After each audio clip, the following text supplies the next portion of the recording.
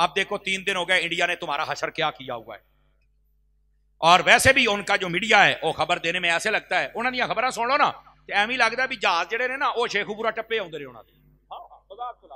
इतने ननकाने के नेड़े नेड़े जे 10 मिनट बाद फैसलाबाद पहुंचने वाले जे हो गया। मैंने कहा ये एक अलग मसला है, कुफर में इतनी ताकत नहीं होती, मुसलमान के साथ इतनी जल्दी पंगा नहीं लेता, लेकिन वो आहिस्ता आहिस्ता करके एक एक बंदे को मारता है। और वैसे दूसरी तरफ ऐलान कर दिया कि हम तुम्हारा पानी बंद कर देंगे। देखिए पानी बंद करना तो हमारे आर्मी चीफ ने कहा, इसका मतलब यह है कि यह जंग है और असी तो दसांगे तुसी पानी किवें बंद किया है। और उम्मीद यह है कि हमारी फौज, हमारी दुआ और हमारे जज्बात उनके साथ हैं, असी पानी खुलवावांगे। लेकिन मैनू इंडिया की समझ नहीं आती भी पीना तो तुसी गां दा पेशाब है, पानी काहदे वास्ते बंद किया जे। को गल ते दसो ना यार, वो पीना तो तुसी फिर गां दा पेशाब है और पानी बंद कर दो केना दा जिना जमजम पीना है। इनके साथ ऐसा रवैया ना रखो, तो समझ नहीं होनी तो होया की है। और ये पहलगाम के अंदर एक ड्रामा रचाया, कितने स्याह मर गए हैं, हाल हाल पाती। पाकिस्तान ने अच्छा जवाब दिया, इन्होंने कहा कि फजाई सरहद बंद है, कोई तुहाड़ा जहाज साडे उत्ते लंघ सकदा, अच्छी बात है। और दूसरा इन्होंने भी कहा 48 घंटे ने सारे इंडियन निकल जाओ इत्थों, असीं तुहाड़ा बंदा को नहीं रखना, अच्छी बात है। और साथ में बार्डर उन्होंने कहा तुसी बात ऐसी भी बंद कीता, असीं कोई चूड़ियां नहीं पाईयां।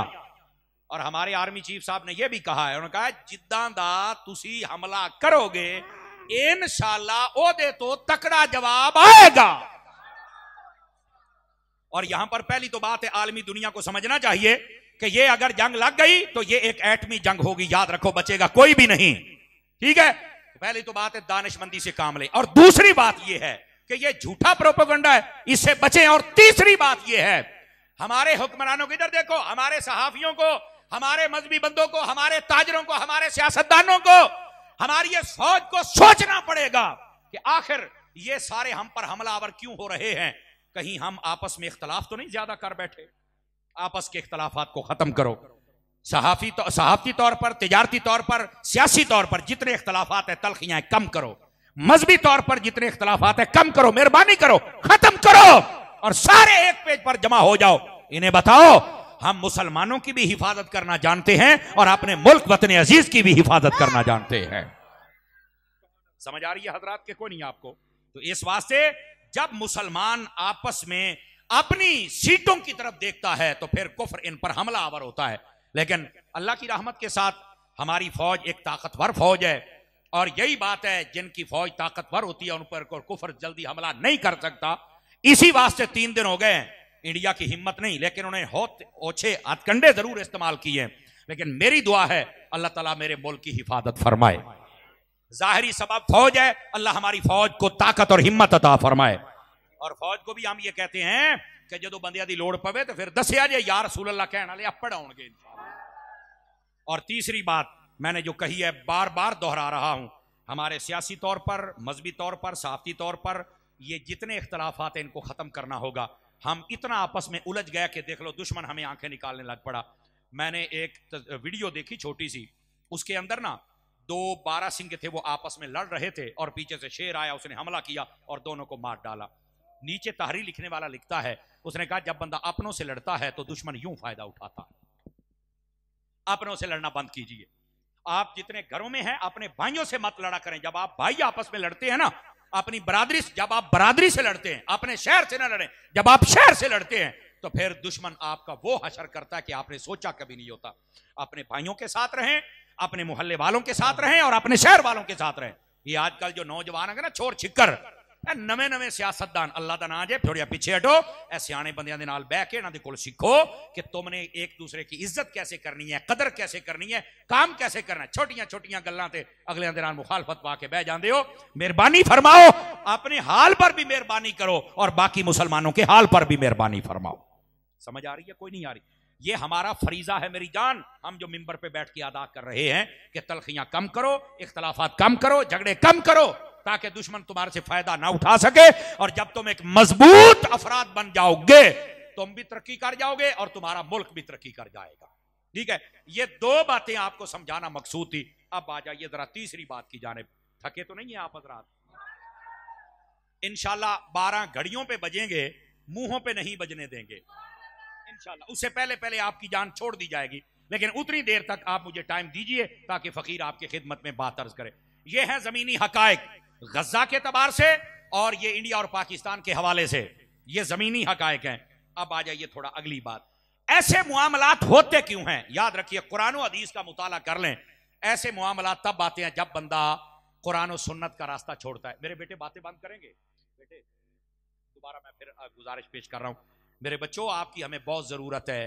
इधर देखें मेरे बेटे, प्लीज, आप हमारी फौज हैं ते तुसी साडी पनीरी हो, तुहाडी मैनू बड़ी लोड़ है ते नबी पाक भी बड़ी बच्चियां नाल शफकत करदे सन ते तुसी शफकत करवाओ यार, मेहरबानी करो। हैं अल्लाह आपको खुश रखे। जरा तवज्जो मेरी तरफ रखिए। तीसरी बात यह है, ऐसे मौके तब आते हैं जब बंदा अपनी मन मर्जियां करता है और कुरान और सुन्नत का रास्ता छोड़ देता है। खुदारा हम नीचे से काम शुरू करें, होना तो चाहिए ऊपर से काम शुरू हो, लेकिन ऊपर वाले जो भंग पी के सुते ने तो चलो थले वाले आपा जाग जाने।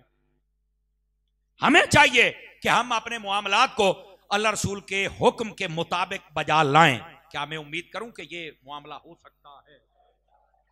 अगर हम अपने ताई कोशिश करें तो हमारे बहुत सारे मुआमलात में खराबियां, खुराफात और जितने रस्मों रिवाज है खत्म हो जाएंगे। जब खत्म हो जाएंगे तो हमारे जितने ऊपर आने वाले अजाब मंडला रहे हैं अल्लाह की रहमत के साथ ये वैसे खत्म हो जाएंगे। हदीस शरीफ में है, तवज्जो मेरी तरफ रखिएगा, अल्लाह ताला अजाब को भेजता है कि जाओ फुलां शहर को नेस्तो नाबूद करके आओ। अजाब अल्लाह भेजता है, अजाब जरा गौर से सुनिएगा। वो अजाब आता है और बगैर तबाही मचाए वापस चला जाता है। तो अल्लाह रब्बुल इज्जत बावजूद इसके कि हर चीज का इल्म रखता है, मेरा रब पूछता है मैंने तो तुम्हें भेजा था कि इन सबको बर्बाद करके, तो तू वैसे ही वापस आ गया, हालांकि मेरे अल्लाह को सब पता है।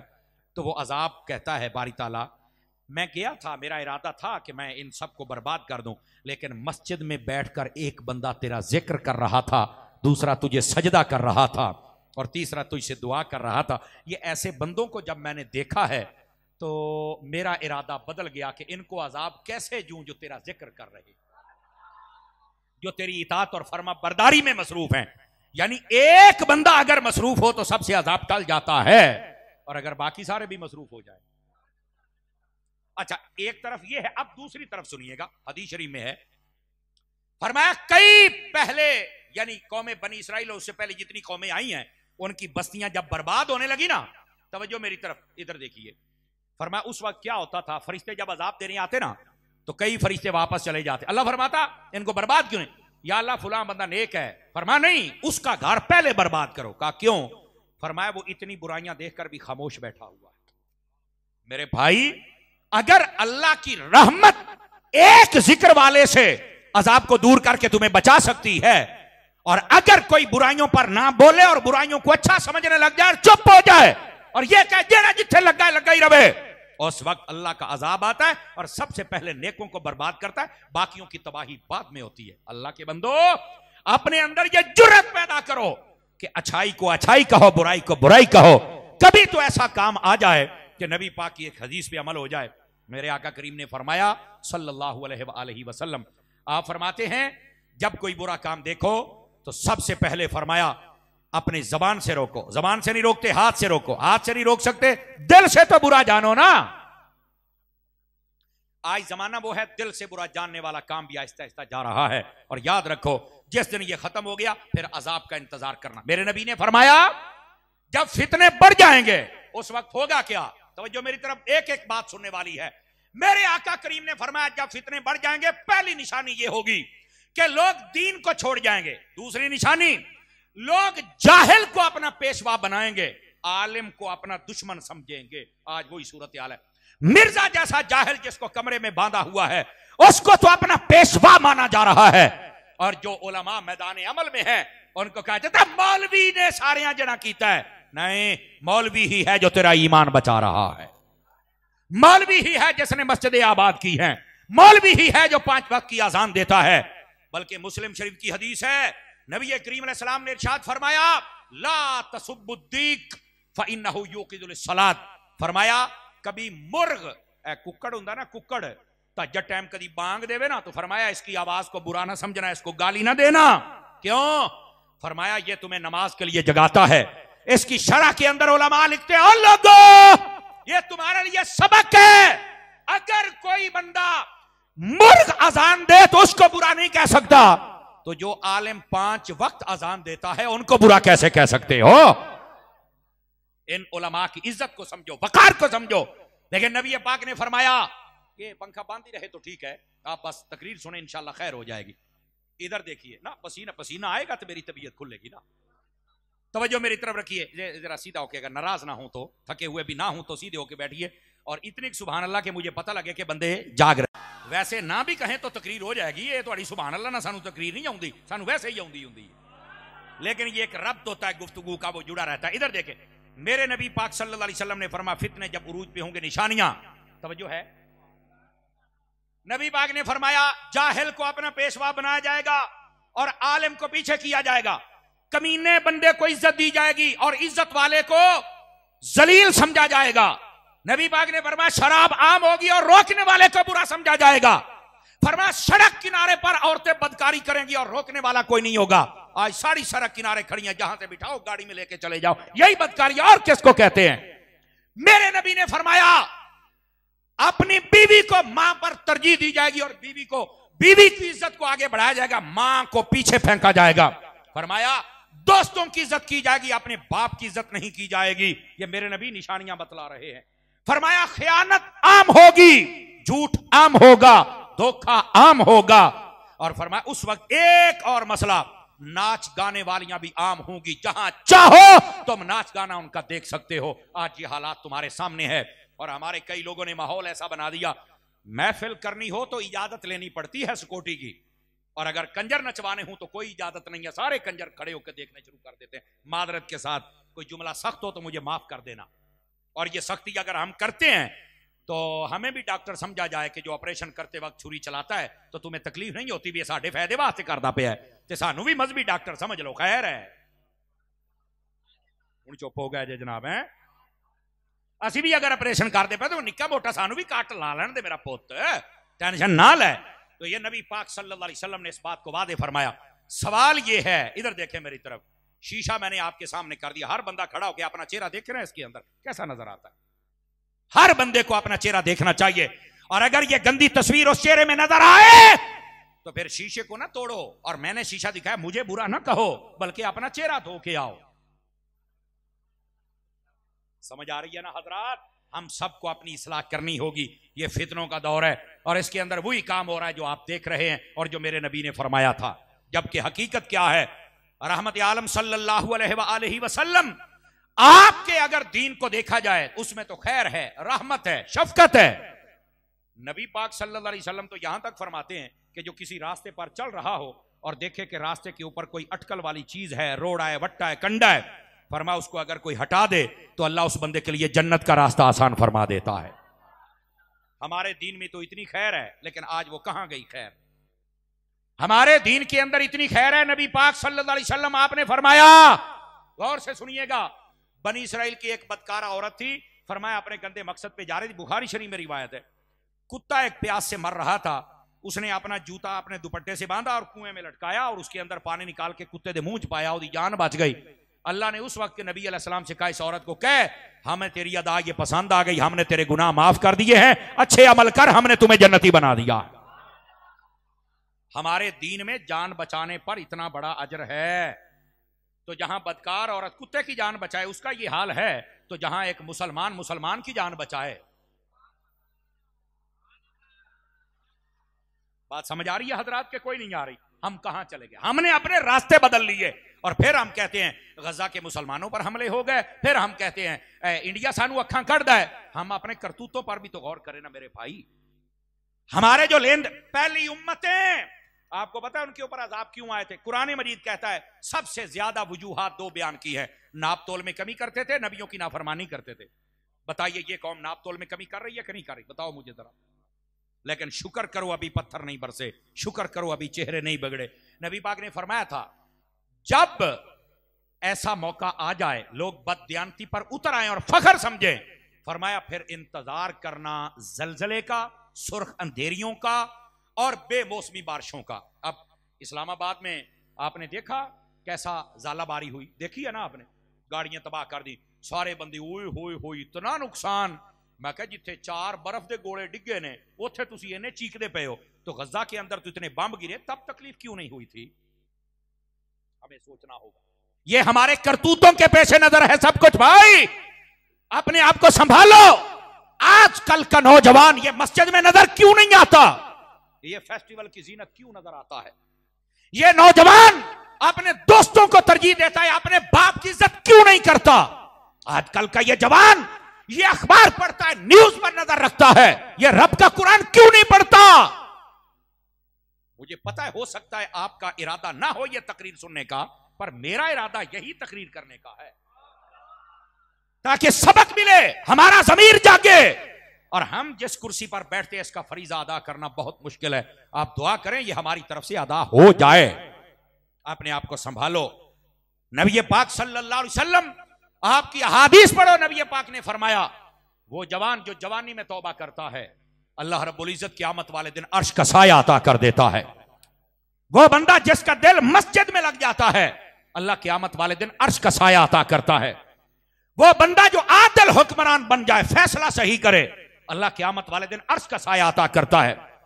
फरमाया वो बंदा जिसको किसी औरत ने कहा मेरे साथ मुंह काला कर और इसने कहा मैं नहीं कर सकता, फरमाया अल्लाह ताला उसको क़यामत वाले दिन अपने अर्श का साया अता फरमाएगा।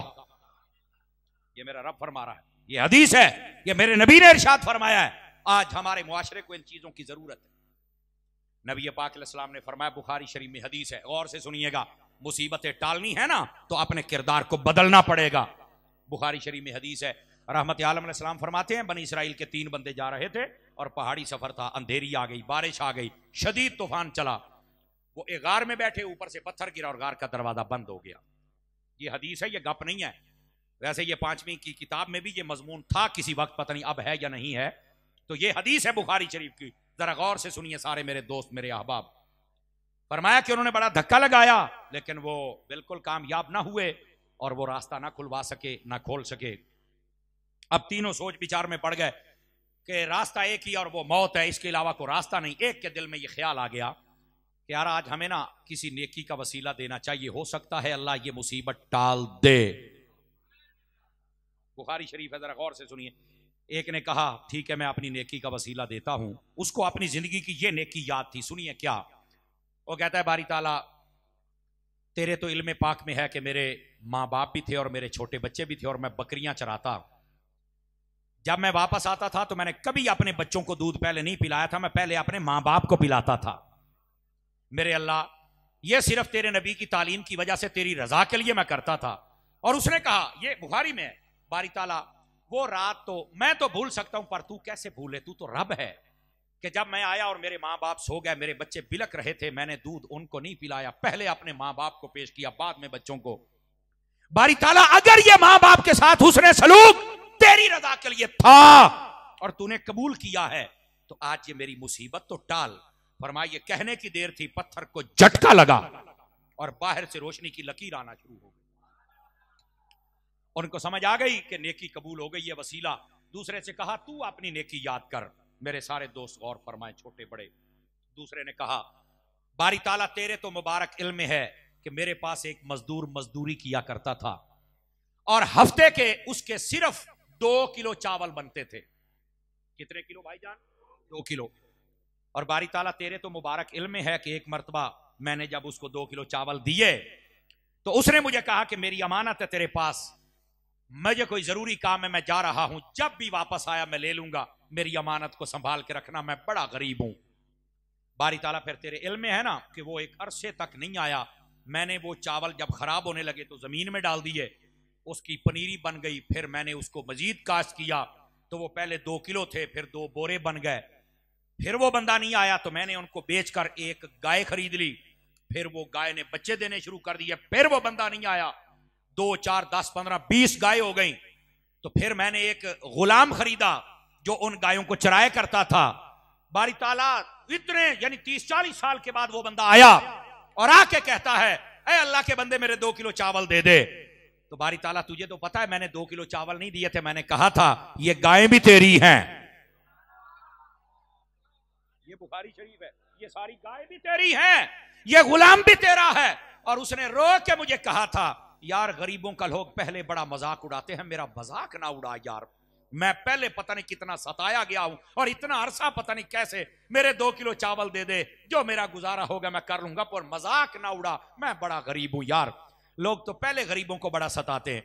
तो मैंने मुस्कुरा के उसे सीने लगाया और उसे कहा था, ए अल्लाह के बंदे, ये गाय भी तेरी है, ये गुलाम भी तेरा, ये सारा रेवड़ तेरा है। बारी ताला वो रोता भी था और खुशी से मुझे दुआएं भी देता था और जा रहा था। ए अल्लाह, अगर ये नेकी तेरी रजा के लिए थी तो आज मेरी मुसीबत तो टाल। उसने जब ये वसीला दिया तो कहा कि फिर पत्थर को एक झटका लगा और मजीद रोशनी आई, लेकिन बंदा बाहर नहीं जा सकता था। फिर तीसरे बंदे को कहा, तू भी नेकी याद कर, तो वो रोने लग पड़ा। उन्होंने कहा, क्यों रोता है? कहता, यार है राज की बात पर आज मुझे करनी पड़ेगी। और क्या बात है? वो कहने लगा, मेरे बारी ताला, तू तो जानता है कि मैं अपने चचा की बेटी पर फिदा हो गया था। मेरे अल्लाह, हमने आपस में राब्ता शुरू किया और एक मकाम तय किया कि जहां पर हम बदकारी करें। अय अल्लाह, हम वहां पहुंचे और वहां पर करीब था कि हम ये कालक अपने मुंह पे मल लेते, लेकिन उस औरत के मुंह से निकला कि हमें रब से डरना चाहिए। बारी ताला, फिर तुझे पता है ना कि मेरे जिस्म पर कपकपी तारी हो गई, ना मैंने कुछ किया ना उसने, हम तौबा करते भाग निकले। बारी ताला, अगर ये नेकी तेरे डर से थी, तेरी रजा के लिए थी, तो आज ये मुसीबत तो टाल। कहा, ये कहने की देर थी, पत्थर को झटका लगा और सारे रास्ते खुल गए। अजीजो, अपने किरदार को बदलना पड़ेगा। और उलमा ने लिखा है, जो चाहता है मेरी रुकावटें हट जाए, उस बंदे को चाहिए कम से कम ये 3 नेकियां करे। मां बाप की इज्जत करे, हर रुकावट दूर हो जाएगी। फरमाया दूसरी, गरीबों का हक न खाए, हर रुकावट दूर हो जाएगी। और तीसरी, कभी बदकारी ना करे, अल्लाह सारी रुकावटें दूर फरमा देगा। फरमाया सिर्फ दुनिया नहीं, कब्र के अजाब को भी दूर कर देगा, हशर की रुसवाई को भी अल्लाह दूर फरमा देगा।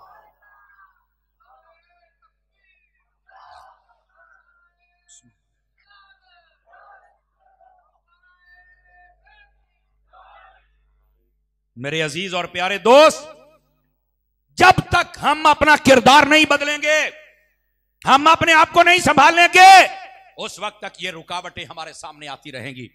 तो अपने किरदार को बदल के दे, खुदा की कसम ये सारी रुकावटें दूर हो जाएंगी और अल्लाह ताला दुनिया भी बेहतर फरमा देगा और आखिरत भी बेहतर फरमा देगा। मैं गुफ्तगू को समेटने की तरफ आ रहा हूं, सिर्फ 2-4 मिनट और हैं। मैं फिर आपसे इजाजत चाहूंगा, क्योंकि मैंने वादा किया था 12 बजे से पहले पहले फकीर आपकी जान छोड़ेगा। वैसे भी लगभग घंटा हो गया है गुफ्तगू को, लेकिन इस बात को हम समझने की कोशिश करें।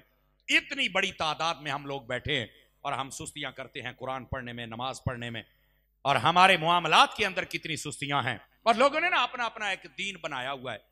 जो दुकान बना के बैठे कहते हैं इसके हलाल कमाना भी तो इबादत है, तो भाई नमाज पढ़ना इबादत नहीं है। और जो नमाज पढ़ता है उसको कमाने की फिक्र नहीं हो, कहता नमाजा पढ़ो, अपनी कबर सीधी करो, क्या जड़े बाकी 6 जब में नहीं इन्होंने सीधा करना है। आप तवज्जो नहीं फरमा रहे मेरी बात पर। हर बंदा अपने ज़हन के मुताबिक ज़हन बना के, और खुद मुफ्ती ना बनो, दीन को समझो मेरी जान।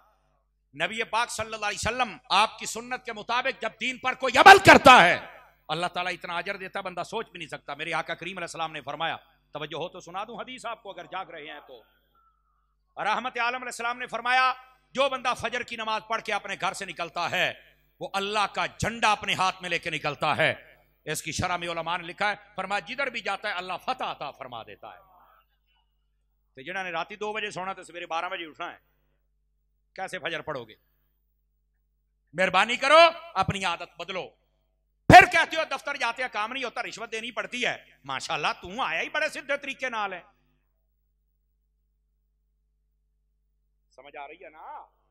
अब दूसरी बात, मेरे नबी ने फरमाया, जो फजर की नमाज पढ़े बगैर निकलता है वो शैतान का झंडा अपने हाथ में लेके निकलता है। तो जिदे हथी शैतान का झंडा होना है, उन्हें कामयाबी लभनी है। नमाज फजर, ये हदीस है। दूसरी हदीस, रहमत आलम अलैहिस्सलाम ने इरशाद फरमाया, जो बंदा ईशा की नमाज पढ़ के सो जाए, अल्लाह ताला उसको आधी रात इबादत का सवाब अता फरमाता है। हदीस आधी रात, मुस्लिम शरीफ में हदीस है। तो एक सहाबी ने पूछा, हुजूर बाकी आधी रात का क्या बनेगा? फरमाया, जो बंदा उठ के फजर पढ़ ले, अल्लाह ताला बाकी आधी रात भी इबादत का सवाब अता फरमाता है। मुझे बताइए, सोने पर कौन इबादत का सवाब देता है? ये मेरा रब है जो अता फरमाता है। यही बात से हमारे उलमा फरमाते हैं, अगर महफिल सारी रात की और नमाज ना पढ़ी तो फरमाया इसका सवाब उतना नहीं है जितना नमाज का सवाब है। और यह फर्ज नहीं है, नमाज फर्ज है। समझ आ रही है? इसका यह मतलब नहीं जाए तो बात महफिल नहीं करी, महफिल कर, पर यह ऐलान नहीं होना चाहिए। ईशा की नमाज होती है ना, तो बाद में मौलाना साहब ऐलान करते हैं, हजरात ईशा की नमाज हो गई यार, जल्दी जल्दी मसीह पे आ जाओ तो आप महफिल शुरू करिए। तो मैं क्या नमाज ही सारे चले गए ने अखिया हो, तो मैं क्या हूं बेनमाजी ना महफिल शुरू करनी है? सवालिया निशान तो है ना। मेहरबानी करें, ईशा की नमाज आप पढ़ें और ईशा की नमाज के फौरन बाद तिलावत और एक नात हो जाए और एक तकरीर हो जाए, अल्लाह अल्लाह खैर सलाह, 10 बजे सलाम पढ़ दें, सारे काम पर जाएं, दुकान पर जाएं, नमाज भी पढ़ें, खैर भी हो जाए, बरकत भी हो जाए। समझ आ रही है हजरत? मशवरा है, अमल ते जेड़ा तुसी करना सानू डाटा पता है, लेकिन काम अज कम मशवरा देने में हराई तो नहीं ना मेरी जान। तो अपने आप को थोड़ा संभालिए मेरे अजीज। ये है नबी पाक सल्लल्लाहु अलैहि वसल्लम की सुन्नत और ये है तरीक। और मैं आपको एक और बड़ी पते की बात बताऊं, सारे भाईजान तवज्जो करें तो सुनाऊं। ये मुहद्दिस अलीपुरी पीर सैयद जमात अली शाह साहब रहमतुल्लाह अलैह, आपके मलफूजात में ये बात मौजूद है, पढ़ सकते हैं आप। आपसे पूछा गया कि अल्लाह ने हलाल में बरकत रखी है या हराम में? तो फरमाया हलाल में, हराम में बरकत नहीं है। कहा कैसे? फरमाया देखो ये जो बकरी है या गाय है या भैंस है, साल के अंदर ये जब बच्चा दे तो गाय भैंस एक बच्चा देती है, और अगर वो उम्मीद से हो तो ना हो तो कहने देना है। समझ आ रही ना? बकरी होती है तो एक बच्चा हाथ दो, हूं जिन्नी मंगाई हूं 2 वाली बकरी है ही कोई नहीं, शायद कोई हो गई, वरना पहले बकरियां 4-4 बच्चे भी देती थी। ये बात भी समझे आप हजरात। अच्छा, इसके बावजूद कि इनके पैदा होने की रेशो कम है, कुर्बानी पे ये हलाल होते हैं, शादी ब्याह थे, होटल थे, ऐसे ही है ना, लेकिन इसके बावजूद इनके रेवड़ नजर आते। इसके मुकाबले आप बिल्ली देख लें, कुत्ती देख लें, उसके बच्चे ज्यादा होते हैं, 6-6, 8-8, 10-10 गलूरे, तो 6 महीने बाद उन्हें सुना है, लेकिन इसके बावजूद आपको रेवड़ नहीं नजर आते। हालांकि है ये भयानक बात, घिन वाली बात है, लेकिन समझाने के लिए कहना पड़ रही है मुझे। इनको जिबा करके कहीं पर जैसे बाकी जानवर इस्तेमाल होते हैं, इनके इस्तेमाल भी कोई नहीं करता, ना ये जिबा किए जाते हैं, ना इनके और कोई मसरफ है, पैदा भी ज्यादा होते हैं, इज्जत फिर कोई नहीं। क्यों? फरमाया बरकत हलाल में है, हराम में नहीं है। पहली बात। अब दूसरी बात सुनिएगा।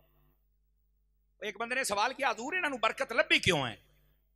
यानी ये कुत्ता है या कुत्ती है, इन्हों बरकत क्यों नहीं लभी, तो बकरी ने क्यों लभी है, वजह क्या है? अब सुनिए जवाब। फरमाने लगे वजह यह है, कुत्ता जो होता है ना, रात के पहले हिस्से में जागता रहता है, लेकिन जब पिछला पहरा है तहज्जुद के बाद ये सो जाता है। और जो बकरी होती है ये पहले पहर में सो जाती है, तहज्जुद के वक्त उठ जाती है। कुत्ते की बरकत इसलिए खत्म कर दी कि तहज्जुद के वक्त सो गया, चंगे वेले सो गया, सोने वेले सो गया, फरमा तेरी ऐसी बरकत ही चुक लीए। और बकरी को बरकत इसलिए मिल गई, फरमा तहज्जुद वेले उठिए। ये मैंने तुम्हारे जमीर के दरवाजे पर दस्तक दे दी है, अब कुंडा तुमने खुद खोलना है। अगर बकरी जाग जाए तहज्जुद के वक्त, हालांकि ना उन्हें मसीती होना है, ना उन्हें नमाज पढ़नी है, तो ना, लेकिन तहज्जुद का टाइम बाबरकत है, उसमें जागने से ही अल्लाह ने उसको बरकत दे दी है। अल्लाह के बंदे, तू और मैं क्यों नहीं जागते हैं? हम रात के पहले पहर में जागते हैं, पिछले में क्यों सो जाते हैं? क्यों हमारी हरकत बकरी वाली नहीं है और क्यों कुत्ते वाली हरकत पे हम चले हुए हैं? जुमला सख्त है, बर्दाश्त कीजिएगा। क्या हुआ क्या है मुसलमान? मेरे भाई आज कहते हैं बरकत चली गई, वो सारी रात तो ठेले पे बैठा रहना है, तहज्जुद का टाइम होता तो चुप करके सौ जाना है, ना जाने फजर, ना नमाज फजर, ना तिलावत कलाम। मुझे पता है ये बात सुनने के बाद सुभान अल्लाह बहुत मुश्किल होती है, लम्हा फिक्रिया है और अच्छी बात है, आपने सुना है और मुझे उम्मीद है अमल भी करेंगे। टाइम से सोएं और तहज्जुद के वक्त टाइम से उठने की आदत। और आपको पता है ये डॉक्टर रात कहते हैं सवेरे उठ के जरा सैर करया करो, कहते हैं ना जी, ये सवेरे ही सैर क्यों, रात ही क्यों नहीं? कभी सोचा है? कहते हैं जी वो टाइम ऐसा होता है कि उसके अंदर ये रक्शे, ये बसें, ये ट्रक और ये चीजें नहीं होती, डस्टलेस माहौल होता है सारा मौसम, यानी उसमें धूड़ ते कट्टा ते रक्शे ते ये वो नहीं होता। मैंने कहा ये तेरी डॉक्टरी तहकीक है, तुम्हें सूफिया की तहकीक बताऊं? सूफिया कहते हैं जो बंदा फजर के वक्त उठ के जरा बाहर निकलता है ना, अल्लाह ताला उसको शिफा देता है, उसकी सेहत के लिए फायदेमंद है। क्यों? फरमाया वजह यह है उस वक्त जागने वाले या नमाजी हैं या कुरान वाले या तहज्जुद, जितने डाकू, लुटेरे, शराबी, बदमाश, बदकार, ये सारे सोए हुए होते हैं। ये हवा नमाजियों के जिस्म से टकरा के जब आती है तो जो जो इस हवा में सांस लेता है अल्लाह उसे भी शिफा अता फरमा देता है। लॉजिकल बात, ये सूफिया ने ताकीद की है। और तवज्जो है मेरे भाई, खुदारा नबी पाक की सुन्नत की तरफ रगबत फरमाइए, खुदारा मेहरबानी फरमाइए और नबी करीम अलैहि सलाम के तरीक पर चलने की कोशिश कीजिए। अल्लाह ताला आपकी और मेरी आज की हाजिरी कबूल फरमाए। मदरी चैनल देखते रहिए, दावत इस्लामी आपकी अपनी तंजीम है। अल्लाह करीम सबको खैर बरकत नसीब फरमाए, आमीन बेजाहे हबीब कल करीम सल्लल्लाहु अलैहि वसल्लम।